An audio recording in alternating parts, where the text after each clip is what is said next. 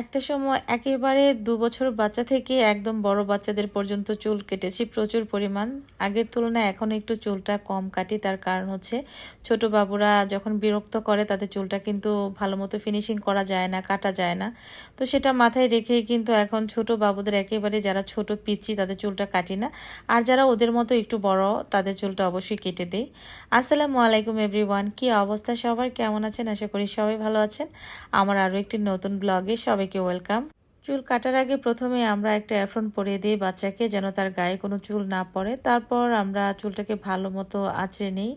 আঁচড়ানোর পরে কিন্তু চুলটাকে ভালো মতো একটু ভিজিয়ে নিই, যেন চুলটা কাটতে সুবিধা হয়। আর আজকে চুলটা আমি কাটতেছি না, আমাদের জুনিয়র আর্টিস্ট সে কাটতেছে। আর এখন যে হেয়ার কাটটা করা হচ্ছে এই কাটটা কিন্তু খুবই পপুলার একটা কাট, আর এই কাটটা বাবুদের আমার মনে হয় সব থেকে বেশি মানায়। বাচ্চারা যখনই এই কাটটা করায় তখনই কিন্তু বাচ্চার ওভারঅল লুকটা কিন্তু চেঞ্জ হয়ে যায়। আর এই হেয়ার কাটে কিন্তু অনেকগুলো হেয়ার স্টাইল করা যায়, বেবিদের নানান রকম হেয়ার স্টাইল কিন্তু এই কাটার মাধ্যমে করা সম্ভব। তো সেভাবে আমরা এটাকে কেটে দিচ্ছি। এটাকে এক একজন এক এক নামে বলে, আমি কি নামে বলবো বুঝতে পারতেছি না।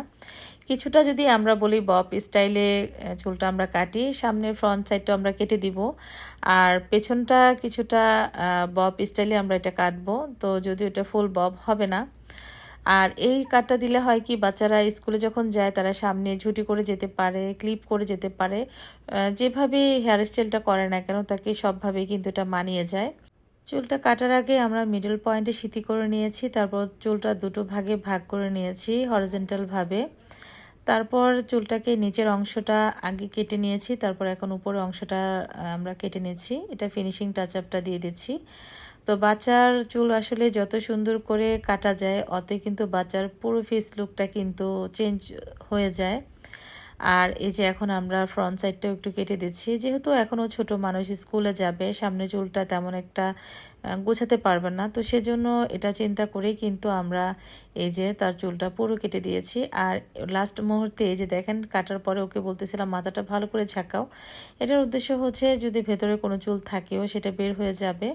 তারপর পুরো চুলটা আমরা আবারও রিচেক করি, কারণ এই কাটটাতে একটু প্রবলেম হয় যখন চুলটা অনেক বেশি ঘন থাকে, তখন ভেতর থেকে অনেক সময় চুল থাকলে সেটা বেরিয়ে যায়। তো এই জন্য আমরা চুলটাকে ভালো করে ঝাঁকিয়ে নিয়েছি। আর এখন এই যে নিচের অংশটাতে একটু কেটে নিব। চুল কাটা আসলে এটা চারটিখানি কথা না, অনেকেই হয়তো সহজভাবে মনে করেন যে কি হলো ধরলাম আর কেটে দিলাম, বিষয়টা এরকম না। চুলটা কাটতে গেলে কিন্তু অনেকগুলো টেকনিক ফলো করতে হবে, এবং খুব ইজি টেকনিকও আছে, যেটা আপনি যখন দক্ষ হয়ে উঠবেন তখন ইজি টেকনিকগুলো ফলো করে কিন্তু আপনি সুন্দর একটা হেয়ার কাট দিতে পারবেন, সেটা হোক বড়দের আর ছোটদের। এই যে অবশেষে আমাদের চুলটা কাটা শেষ। বাবুর চুলটাকে এখন আমরা মিলিয়ে দেখতেছিলাম যে গাইডলাইন বরাবর ঠিক আছে কিনা। তো এখন চুলটাকে সুন্দর করে সেট করে দেওয়ার পালা। এই যে সেট করে দেওয়ার পরে ওর চুলটা এই যে এরকম এসেছে। কেমন লেগেছে আমাদের আজকের হেয়ার কাটটা অবশ্যই সবাই কমেন্ট সেকশনে জানাবেন। আর নিত্য নতুন এরকম কাট দিতে চাইলে চলে আসতে হবে আমাদের সেলুনে। আর লোকেশনটা তো আপনারা সবাই জানেন, তারপর আবারও বলে দিচ্ছি। রোজি মেকওভার সেলুন, সুয়াগাজী বাজার স্কুল অ্যান্ড কলেজ রোড, ভোজন বিলাসের অপোজিটে দ্বিতীয় তলায় রোজি মেকওভার সেলুনটা অবস্থিত। তো আজকে এই পর্যন্তই। আর হ্যাঁ, আমার এই ভিডিওটা কে কোন জেলা থেকে এবং কোথা থেকে দেখছেন অবশ্যই কমেন্ট সেকশনে জানাবেন। আপনাদের প্রত্যেকটা কমেন্টস কিন্তু আমার কাছে খুবই মূল্যবান, আমি সবগুলো কমেন্টস পড়ার চেষ্টা করি। তো এই যে এটা ছিল ওর ফাইনাল লুক, সামনে একটু ক্লিপিং করে দিয়েছিলাম।